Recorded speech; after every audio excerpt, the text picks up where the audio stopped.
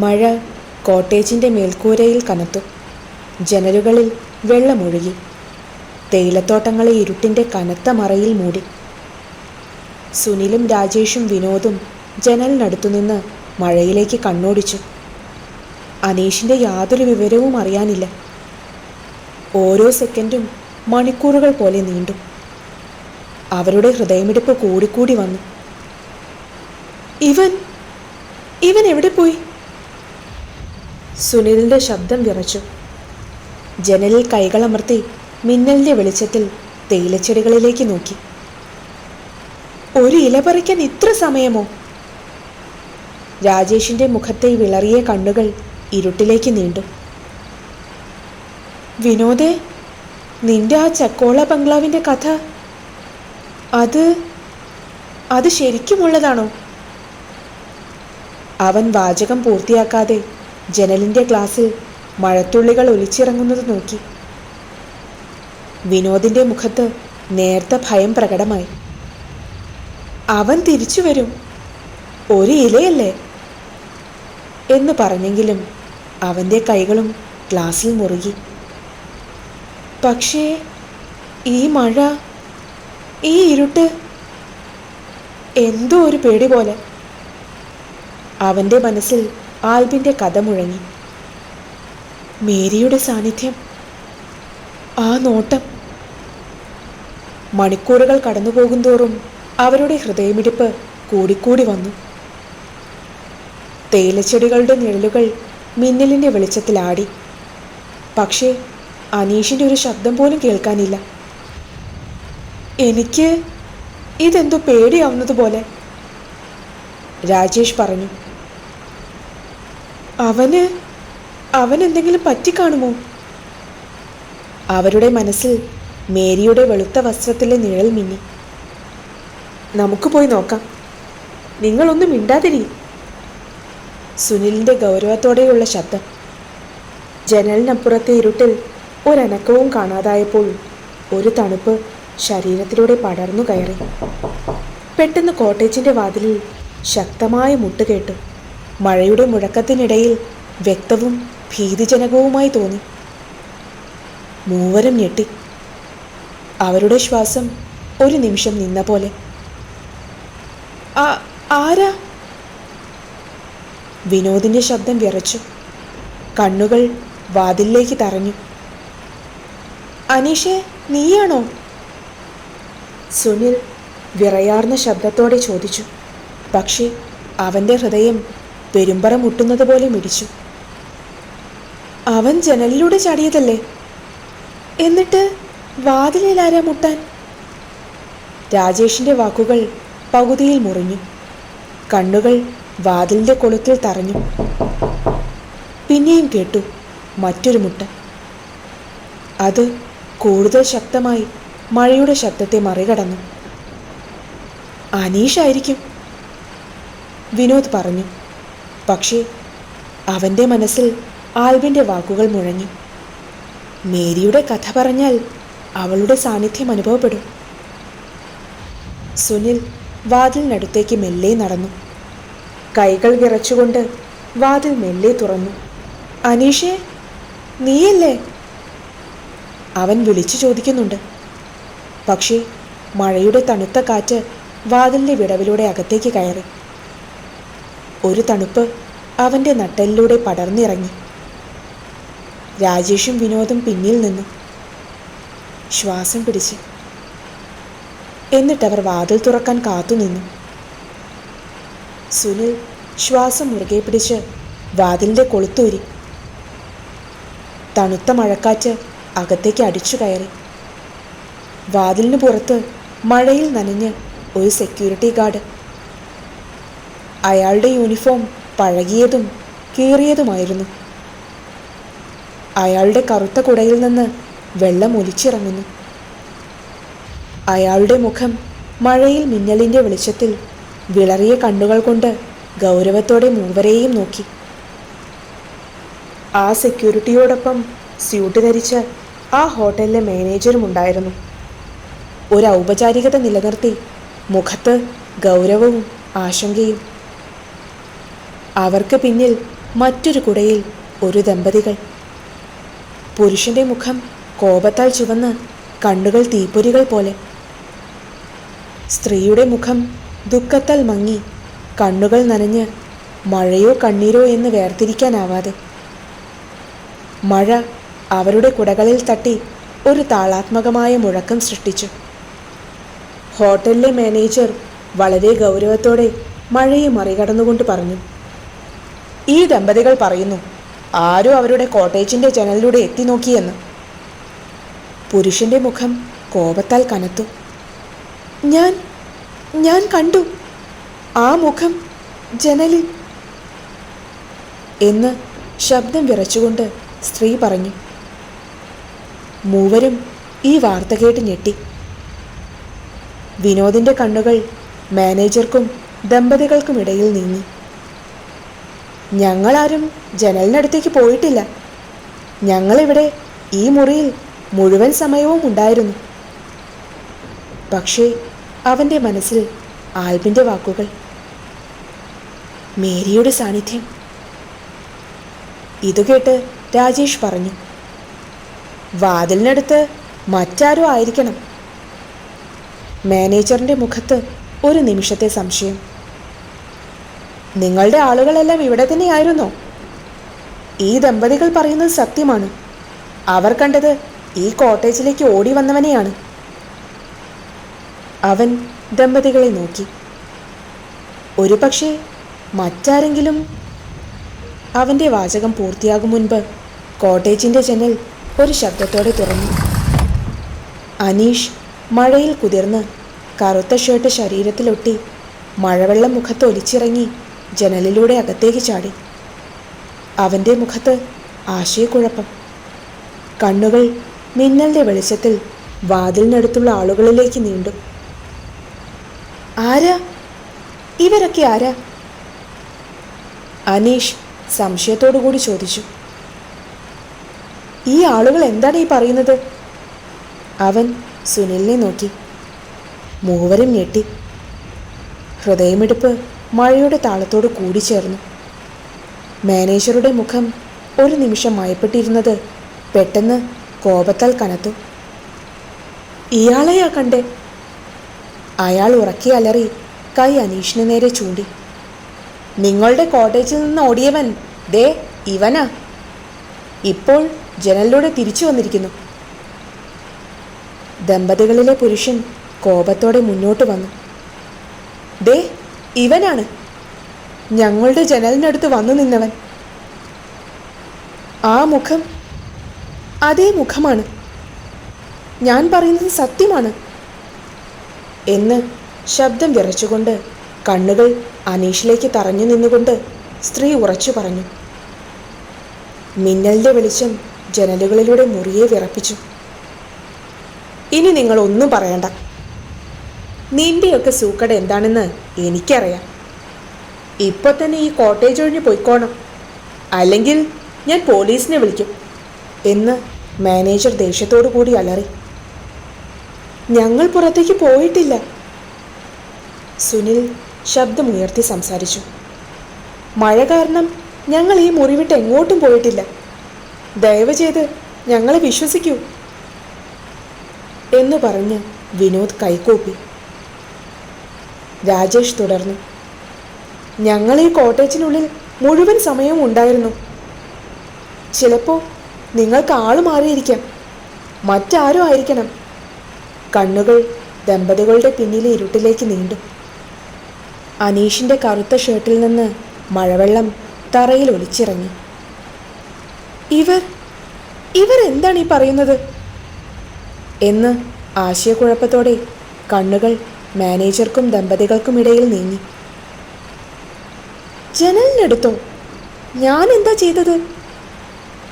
അവൻ്റെ നാവ് മദ്യത്താൽ കുഴഞ്ഞു. മതി, ജനലിനടുത്ത് കണ്ടവൻ ഇവനാണ്. ഇപ്പോൾ ജനലിലൂടെ തിരിച്ചു വന്നിരിക്കുന്നു. പോലീസിനെ വിളിക്കുന്നതിന് മുൻപ് ഇവിടെ നിന്ന് ഇറങ്ങിപ്പോയിക്കോ, മാനേജർ കോപത്തോടെ പറഞ്ഞു. സുനിലും വിനോദും രാജേഷും പരസ്പരം നോക്കി. ശരി, ഞങ്ങൾ പോകാം. സുനിൽ പറഞ്ഞു.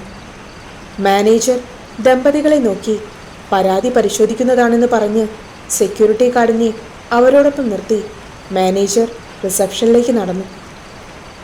കോട്ടേജിനുള്ളിൽ മൂവരും മദ്യത്തിൻ്റെ ലഘുലഹരിയിൽ ബാഗുകൾ പാക്ക് ചെയ്യാൻ തുടങ്ങി. അനീഷ് ഇപ്പോഴും ആശയക്കുഴപ്പത്തോടെ ചോദിച്ചു, ഇവിടെ എന്താ സംഭവിച്ചത്? മഴവെള്ളം തലയിൽ നിന്ന് തുടച്ച് കണ്ണുകൾ സുഹൃത്തുക്കളിൽ തറഞ്ഞു. സുനിൽ ഡ്രസ്സുകൾ ബാഗിലേക്ക് പാക്ക് ചെയ്തു. ആരും അവരുടെ ജനലിനടുത്തേക്ക് എത്തി നോക്കിയെന്ന്, എന്നിട്ട് ഈ കോട്ടേജിലേക്ക് ഓടിയെന്ന്. ഞങ്ങൾ ഈ മുറി വിട്ട് എങ്ങോട്ടും പോയിട്ടില്ല. വിനോദ് വിസ്കി ബോട്ടിൽ ബാഗിൽ വെച്ചുകൊണ്ട് പറഞ്ഞു. അവർക്കുറപ്പാണ്. ഒരു കറുത്ത ഷർട്ട് ധരിച്ചവനെന്നാണ് അവർ പറഞ്ഞത്.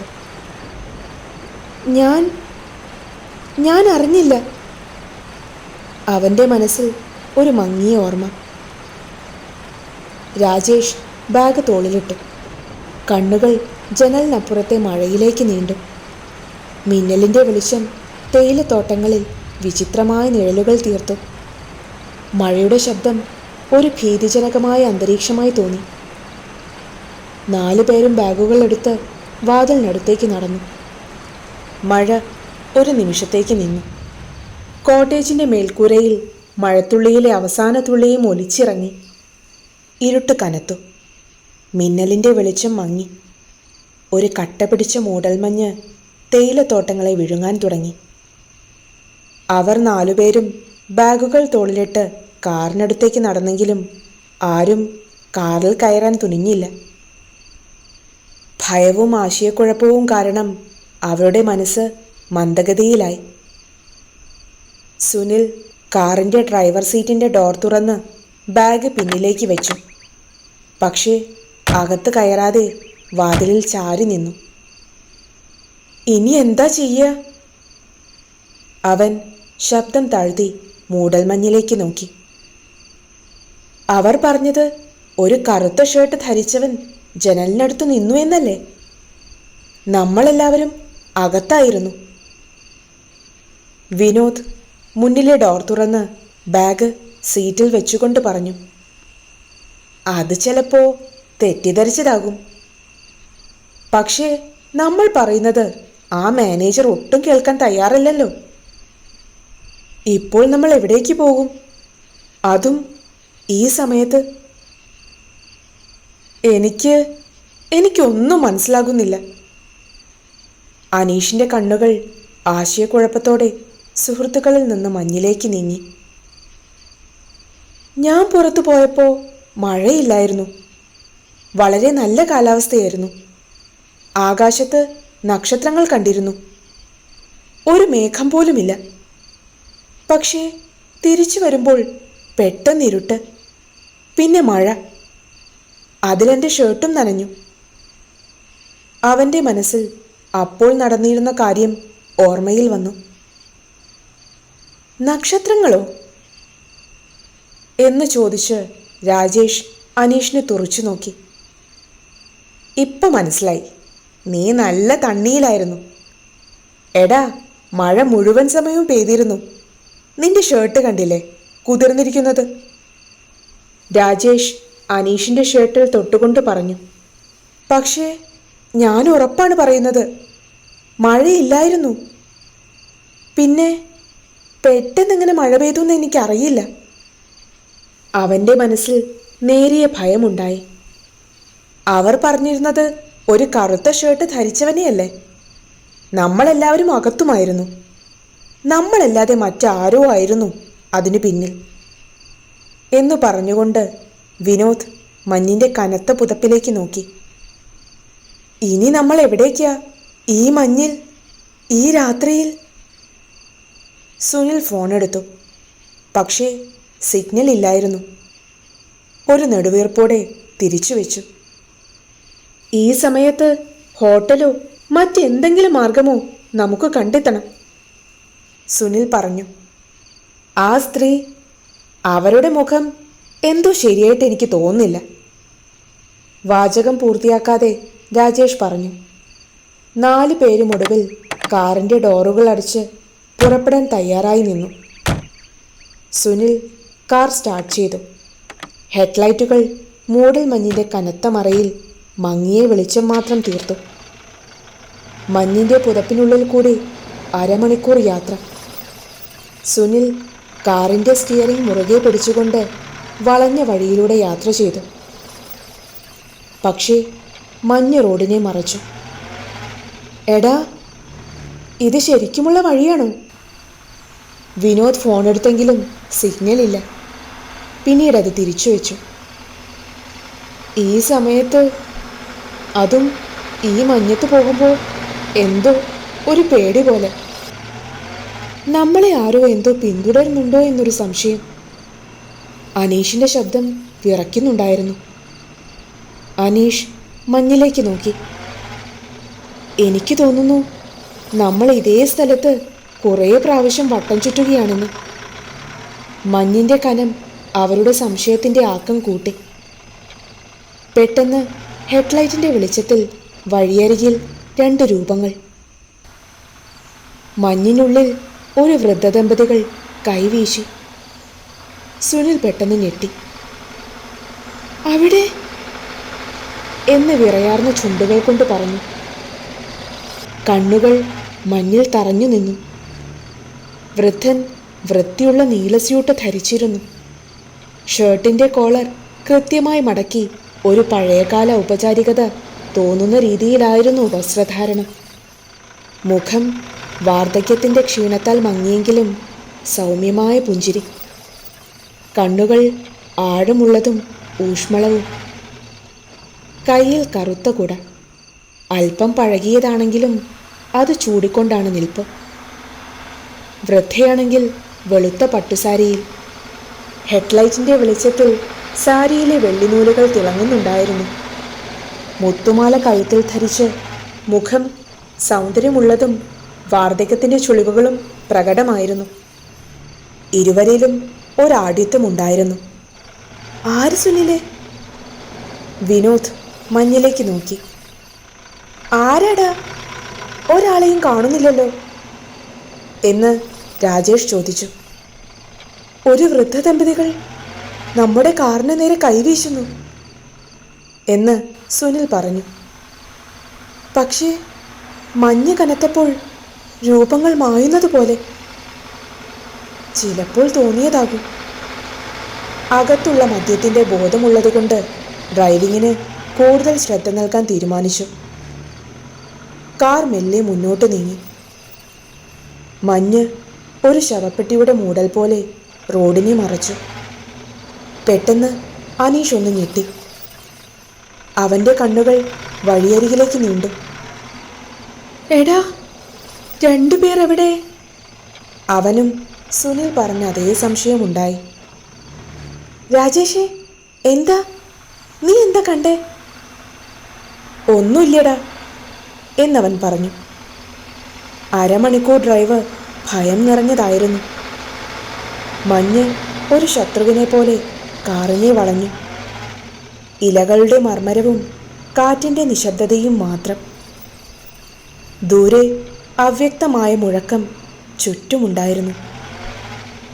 എടാ, ഈ വഴി ശരിയാണോന്ന് എനിക്ക് അത്ര ഉറപ്പില്ല. സുനിലിൻ്റെ ശബ്ദം വിറയ്ക്കുന്നുണ്ടായിരുന്നു.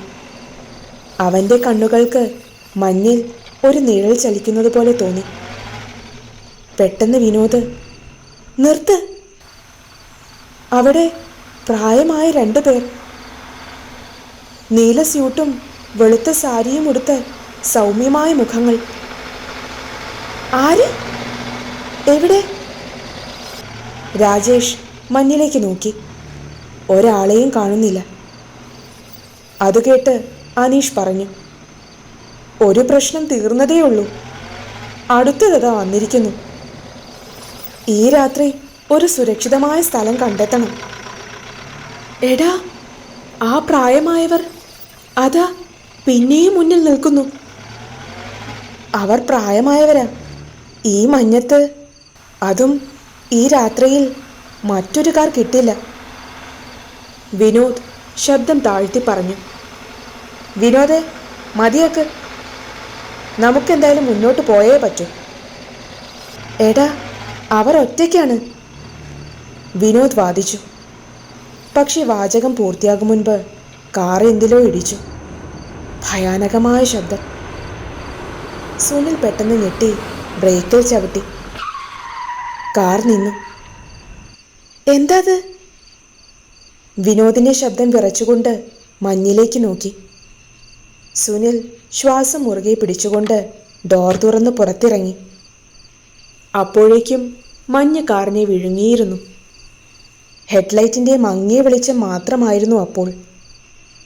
സുനിൽ എന്താണ് ഇടിച്ചതെന്ന് പരിശോധിക്കാൻ വേണ്ടി കാറിൻ്റെ മുന്നിൽ നോക്കി. മഞ്ഞ് അതെല്ലാം മറച്ചിരുന്നു. ഒരു തണുത്ത അവ്യക്തമായ ഭയം അവരിൽ എല്ലാവരിലും ഉണ്ടായി. പാടുകളൊന്നുമില്ല. ഇനി കാറിൻ്റെ അടിയിൽ വല്ലതുമുണ്ടോ എന്നറിയാൻ കാറിൻ്റെ ഹെഡ്ലൈറ്റിനോട് ചേർന്ന് മുട്ടുകുത്തി നിന്ന് അടിയിലേക്ക് നോക്കി തലയുയർത്തിയതും